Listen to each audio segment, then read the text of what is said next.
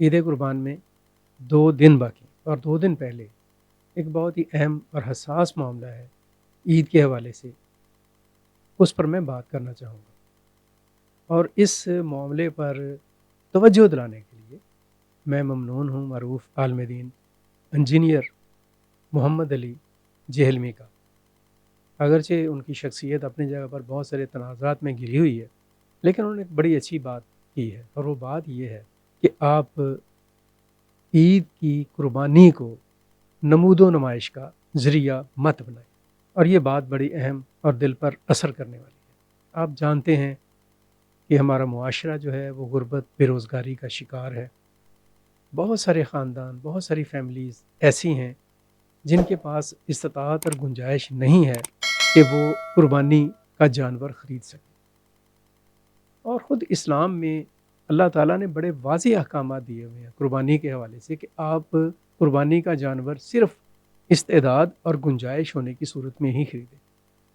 تو جب یہ گنجائش موجود ہے اور یہ سہولت موجود ہے اللہ رب العزت کی طرف سے، تو انسانوں کو اس کا احساس کرنا چاہیے۔ آپ میں سے جو بھی شخص اور جو بھی فرد قربانی کی عید کے موقع پر قربانی کی سنت ادا کرنے کی حیثیت اور گنجائش میں ہے، اس سے گنجائش ہے کہ اپنی اس حیثیت اور گنجائش کو دوسروں کے لیے آسانی کا ذریعہ بنائیں، اس کو نمائش کا ذریعہ مت بنائیں، اپنی انا کی تسکین کا ذریعہ مت بنائیں۔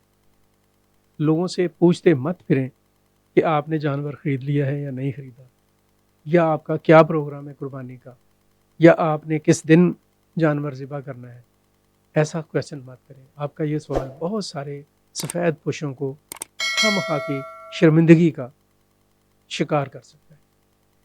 دوسروں کا احساس کریں، مت پوچھیں۔ ہاں، خاموشی کے ساتھ اپنے گرد و نواح میں، اپنے عزیز و اقربا میں، اپنے دوست احباب میں ایسے لوگوں کو ضرور آبزرو کریں، ان کو دیکھیں کہ جنہوں نے قربانی کا جانور نہیں خریدا، اور ان کے گھروں تک قربانی کا جو گوشت ہے اس کو خود پہنچائیں۔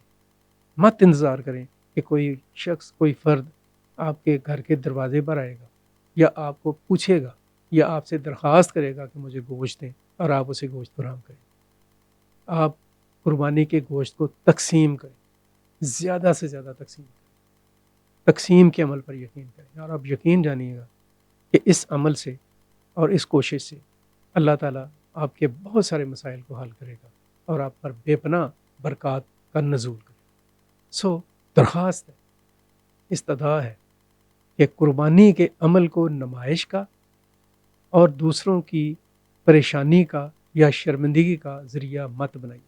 ایسا نہ ہو کہ آپ کا اس طرح کا رویہ نیکی کی بجائے اور بھلائی کی بجائے الٹا آپ کے اعمال میں خسارے کا باعث بن جائے۔ اپنا بہت سارا خیال رکھیں، عید کو نیت کے ساتھ منائیں، اور نیت دوسروں کے لیے آسانی پیدا کرنا ہونی چاہیے، نہ کہ دوسروں کے لیے مشکل یا شرمندگی پیدا۔